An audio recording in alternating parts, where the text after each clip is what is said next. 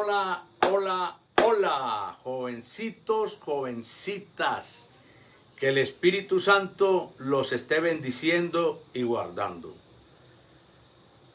Dios tiene el control. Ocurren las cosas porque así es el Señor de misterioso. Ocurren cosas para que los hombres nazcan de nuevo, vean a Dios.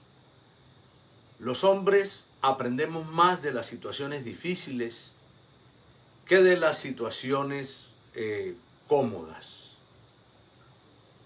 Cuando pasan grandes catástrofes en la humanidad, algo nuevo renace. De otra manera no pudiera ser, ¿no? Es parte de nuestra naturaleza caída, pecaminosa, que tenemos esa dificultad. Necesitamos de ciertas situaciones. Los ojos se vuelven hacia los lugares olvidados cuando esos lugares olvidados sobresalen por alguna situación. Y finalmente se cambia todo en esos lugares. Las cosas viejas pasan y se hacen cosas nuevas. Se hacen cosas nuevas. Desafortunadamente, ya cuando otra vez está en la misma comodidad, olvidamos de Dios. ¿Ve? Pero hay una frase que dice, en las trincheras no hay ateos. Porque ahí es donde nosotros nos acordamos de la existencia, de lo celestial, de lo divino, de lo eterno, de Dios. Y eso es lo que uno espera y eso es lo que Dios espera de nosotros, que aprendamos, aprender, fundamental, aprender. Todos los días estamos aprendiendo. ¿Y qué nos enseña? Estas circunstancias, estas situaciones, son las que llevan a que nosotros miremos otras cosas. Antes de orar, me han escrito algunos porque ayer en la meditación en el monte se oía ahí como un perro que ladraba. Algunos me escribieron que si era que el perro estaba ladrando, pero era una vecina del edificio de acá al lado que parece que no estaba pasando por un buen momento con su familia o con su marido y estaba un poco exaltada y por eso en una parte de la meditación se oía una gritería y era esta señora.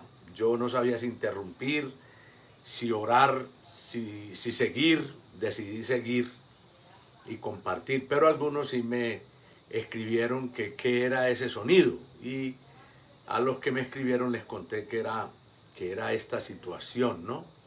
Porque estoy aquí muy cerca de este edificio y ahí estaba alguien muy exaltado. Siempre hay que orar por nuestros vecinos y que el Espíritu Santo acuda a la ayuda de las personas. Hoy es jueves 19 de noviembre y seguimos avanzando. Siempre de la mano de Dios. Acuérdense, no es para dónde vamos, sino con quién vamos. Dios está con nosotros y la Escritura dice, si Dios con nosotros, ¿quién contra nosotros?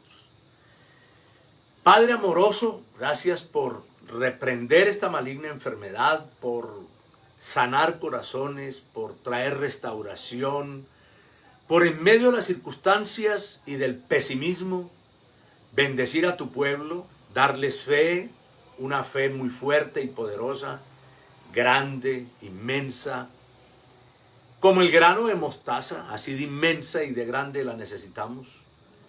Que seas tú bendiciendo a tu pueblo, cuidando a nuestros familiares, los ancianos, las abuelitas, los abuelitos, los padres. Padre, envía tu manto protector sobre toda la familia. Guarda la iglesia tuya en todo el mundo. Danos tu bendición y bendice tu palabra en el nombre de Jesús. Amén. Jóvenes, vamos a abrir en Eclesiastés Eclesiastés es un libro escrito por Salomón, que ha sido y será el hombre más sabio que habite este planeta. El principio de la sabiduría, dijo Salomón, es el temor de Jehová, es el temor de Dios. El hombre que no tiene temor de Dios ya no puede ser sabio, ya está incumpliendo el principio básico de un sabio, temor de Dios. Así es simple. Este hombre escribe cosas muy interesantes que nos ponen a pensar, porque en su sabiduría pues era muy contundente, muy claro acerca del tiempo, acerca de las relaciones, de la juventud, acerca de las mujeres, acerca de los hombres, acerca del dinero, acerca de todo, de la vida, de los acontecimientos, de las cosas que nos ocurren. Y era muy, así llamémoslo, si se puede decir, muy pragmático para compartirnos, porque así debe ser, ¿cierto? La vida así es la que nos ayuda. Dios es muy claro con las cosas de nosotros. Abramos en el capítulo 1 de Eclesiastés, en el versículo 9, y dice: ¿qué es lo que fue? Lo mismo que será. ¿Qué es lo que se ha dicho? ¿Qué es lo que ha sido hecho? Lo mismo que se hará. Y nada hay nuevo debajo del sol. ¿Qué es lo que ha sido hecho? Lo mismo que se hará, ¿cierto? Y nada nuevo hay bajo el sol. Miren, bajo esta premisa y este principio, no ocurren nuevas cosas exactamente. Las cosas no las podemos predecir, ¿no? Que es lo que el hombre quiere, que le digan el futuro, ¿no? Y así no son las cosas, ¿no? Dios no va a predecir el futuro. Dios habla de las profecías, pero los eventos contundentes, pero no la particularidad. No va a decir si va a llover mañana o no va a llover, si dentro de un año usted va a estar vivo o muerto. Eso no se ocupa Dios, porque Dios quiere que nosotros vivamos el día por fe. No nos anticipa nada y no nos podemos anticipar. Pero ¿qué podemos mirar? Lo que ha sido hecho, lo que ha sido hecho. Ayer hablaba un señor acerca de la envidia en Italia, de que era normal que la gente dejara un carro como un Ferrari y saliera de alguna parte y estuviera rayado, ¿cierto? Cosas que también suceden aquí y que suceden en todos los lugares del mundo. La envidia no es una enfermedad colombiana como a veces hemos pensado, es una enfermedad del corazón del hombre. La soberbia, la altivez y el orgullo no es propio de los colombianos, es propio del ser humano. Caín fue el primer envidioso de este planeta, ¿cierto?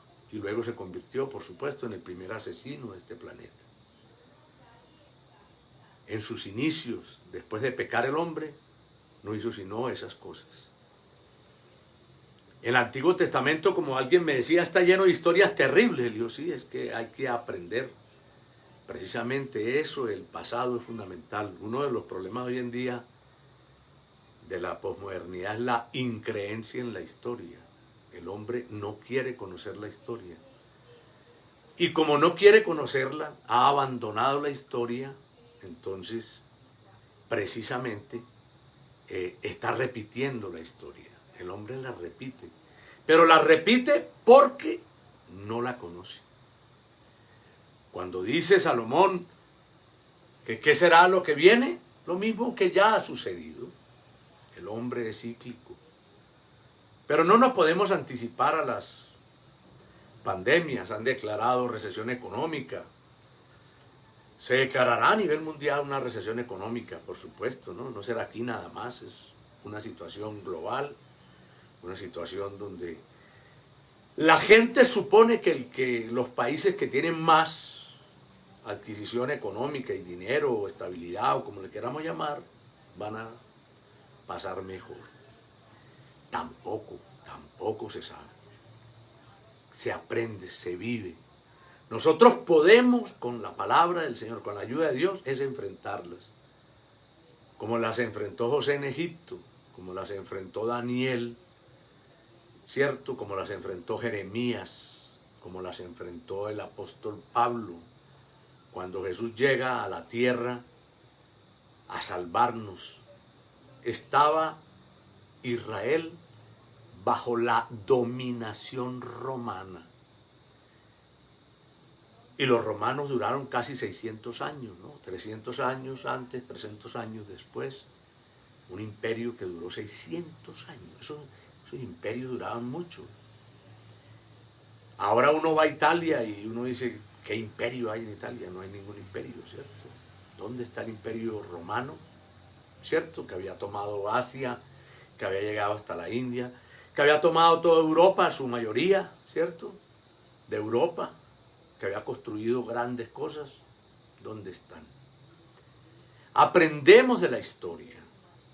Yo recuerdo cuando se podía entrar a la cárcel de Bellavista haciendo el ministerio, recuerdo que había un letrero que cuando uno iba saliendo de la cárcel, lo esperaba ese letrero grande, y decía, quien no corrige sus errores está condenado a repetirlos, ¿verdad?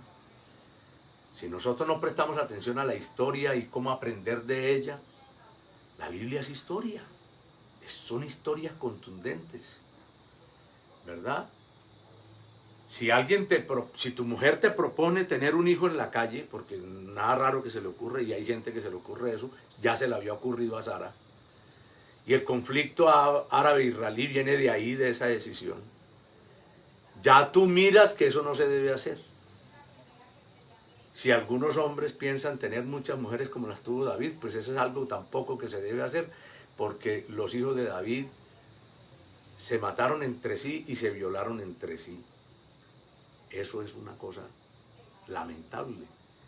Y están ahí para enseñarle a uno, ¿no? Quien ha robado y le ha ido bien, ¿cierto? Finalmente. Quien ha codiciado, ambicionado y le ha ido bien. La ambición es autodestructiva, ¿cierto? Así de simple. Pero eso está en la Biblia. La Biblia está llena de regalos para nosotros, de mandamientos, de ordenanzas, ¿no? Lámparas a mis pies tu palabra, lumbrera mi camino. Tenemos que aprender, tenemos que aprender. Europa queda destruida después de la Segunda Guerra Mundial. Buscan a Dios, reconstruyen las cosas, los templos llenos, y se olvidaron de Dios después en su opulencia y en su arrogancia y en su vanidad, ¿verdad? Se olvidaron de Dios, se olvidaron de las cosas espirituales. Ahora vamos a Europa y encontramos que las capillas, ¿cierto? En algunas partes las convirtieron hasta en centros comerciales y en otras partes son monumentos, sencillamente monumentos. Lugares donde se cantaba a Dios, se adoraba a Dios. Y nosotros somos la iglesia de Jesucristo y debemos orar, orar, orar para que eso no ocurra, para que eso no ocurra. Para que el hombre busque a Dios. Esto es una batalla espiritual y el enemigo se mueve de formas impresionantes. Pero recuerde que mayor es el que está en nosotros que el que está en el mundo, y así debemos confiar. Aprendamos de la palabra, busquémosla. Ella nos da tanta dirección y tanta guía que si cada día la atesoráramos más, nos iría mejor. Nos iría mejor. Nos equivocaríamos menos y andaríamos mejor, bendecidos. Pero desafortunadamente repetimos las cosas que en el pasado no pudimos aprender. Hay que aprender y está en la Biblia. Aprendamos de la historia, ¿no? De lo que hemos vivido. Eso es importante. No es experiencia, es aprender. Porque la experiencia exactamente no es la edad que tengas. La experiencia es que tanto has aprendido de las cosas que te han ocurrido. Vamos a orar. Mañana no tenemos Meditando en el Monte. A las 7 tenemos reunión en la iglesia. Recuerde que esta es el WhatsApp de la iglesia, los que quieran comunicarse. Y esta es la cuenta de la iglesia, que siempre ustedes la ven ahí para los que ofrendan, diezman y tienen esa obediencia a Dios, lo puedan hacer. Vamos a orar, vamos a entregarle este tiempo al Señor. Y sigamos orando sin cesar. Sin cesar. Padre amoroso, cuida de todos nosotros. Tú nos sorprendes siempre del cuidado que tienes de nosotros, día tras día y año tras año. Tu iglesia ha sobrevivido a las tempestades más extrañas de la humanidad en cualquier ámbito, la industria, la ciencia, la opulencia y cualquier otra cosa, cualquier ataque. Padre, gracias por cuidarnos a todos. Ponnos en un lugar alto y rodéanos como Jerusalén, dice el Salmo, tiene montes alrededor de ella, así rodéanos a nosotros. Rodea a tu pueblo y cuida de todos nosotros. Sorpréndenos, abre la ventana de los cielos y que tus hijos puedan ver en medio de la tempestad las provisiones sobrenaturales y que todos los acontecimientos que están ocurriendo a nivel mundial, que están escritos en Mateo 24, puedan llamar la atención de aquellos que te han olvidado y que están sumidos en la maldad y en la soberbia y en la altivez y en la arrogancia. Danos un corazón humilde, bendícenos esta noche y danos descanso en el nombre de Jesús. Amén. Jóvenes, que el Señor los bendiga, que descansen, que confíen en el Señor todos los días de su vida.